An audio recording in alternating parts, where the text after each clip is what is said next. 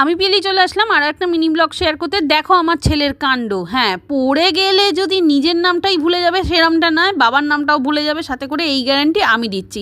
রান্নাঘরে চলে এসেছি, রান্না সাদা ভাত, ভেন্ডি আলু ভাজা অলমোস্ট হয়ে গেছে। এবার পালা মাছের সাথে যুদ্ধ। তার আগে করব মোচার সাথে যুদ্ধ।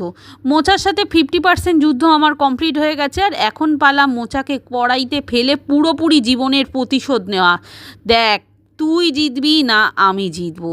অবশেষে আমারই জয়ী হলো। বিধ্বংসী চেহারা নিয়ে মোচা আমায় বলছে, পিয়ালি আর মারিস না, এবার আমাকে বাটিতে তোল, প্লিজ তোল। সাধারণত মেয়েদের বিয়ের আগে মানে স্নানের আগে গায়ে হলুদ হয়, কিন্তু মাছের ক্ষেত্রে স্নানের পর গায়ে হলুদ হলো। চলো, গায়ে হলুদ যখন হয়েই গেছে, বিয়ের পিঁড়িতে বসিয়ে দিয়েছি। এবার পালা সিঁদুরদান। সিঁদুরদান কমপ্লিট, মেয়ে যাবে শ্বশুরবাড়ি, মানে মাছ যাবে এখন ঝোলে। মাছ ঝোলে গেছে, এখন মেয়েদের জীবন যেমন বিয়ের পর হয় ফোটা ফোটা, সেই রকমই ফুটছে।